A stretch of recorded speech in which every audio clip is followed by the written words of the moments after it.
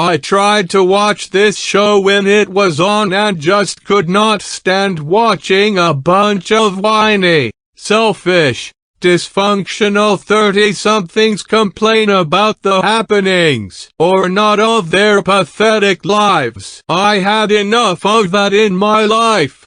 I have since caught a few episodes in reruns. Unfortunately, this was never a funny show. The comedy club spot at the beginning was weak, with jokes being delivered as if Jerry was practicing in front of a mirror, instead of speaking to a supposedly educated audience, and the situations were improbable, with everyone having no type of common sense at all. The show was poorly written and each episode was about nothing at all. I just don't understand the appeal. I watched Seinfeld intermittently during its original series run in the 90s, mostly because the people I happened to be around back then loved it, as did most everyone else it seemed. At the time, I found it to be somewhat amusing at best and headache-inducing at worst. Over the years, the show's popularity has remained intact for whatever reason.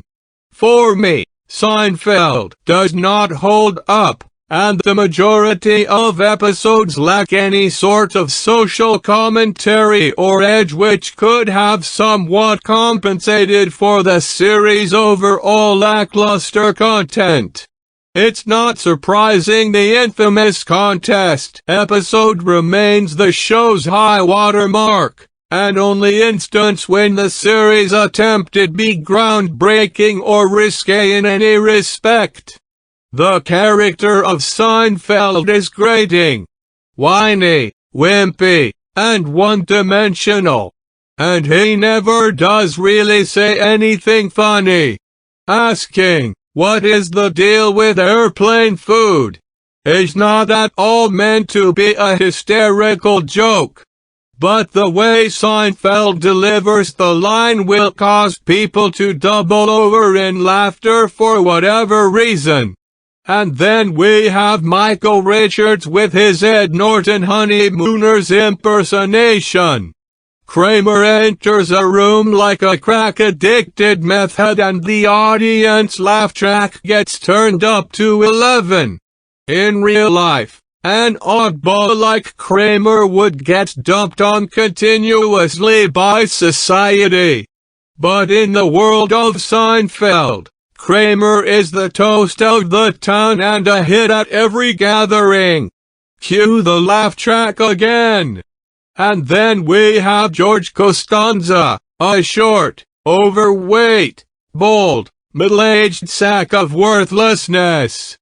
George is an erotic Woody Allen type, who complains about everything. If he sees a piece of lint on the floor, George will begin bellyaching about it incessantly. He has no problem getting dates with beautiful women, and has a sweet job for the successful New York Yankees organization where all he does is sit in an office and collect a nice paycheck. Rather than feeling grateful and blessed, George insists on complaining non-stop about the most irrelevant aspects of his life.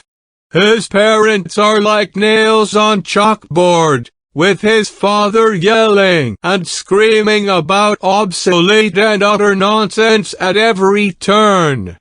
Then there's the character of Elaine, who just can't seem to find the right guy. She is not even worth getting into, since I have never heard even Seinfeld fanatics act as if they particularly cared for this character. Nor do I recall any of them reminiscing about their favorite Elaine moment. She was pretty much to the show what Ringo was to the Beatles. No disrespect, Beatles. For me, The most hilarious Seinfeld moment was the one that took place many years after the show thankfully ended.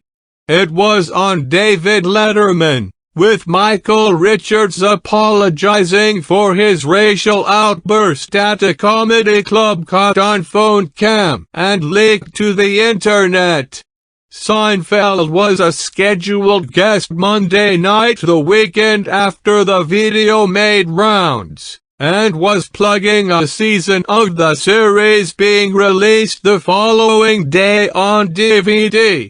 Richards awkwardly appeared in the middle of the segment via satellite to deliver a heartfelt apology, which was greeted with hysterical laughter by the Late Show audience.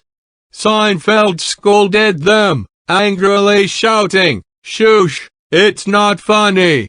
The fact Seinfeld needed to inform his audience it wasn't a bit proves they were never doing anything funny in the first place.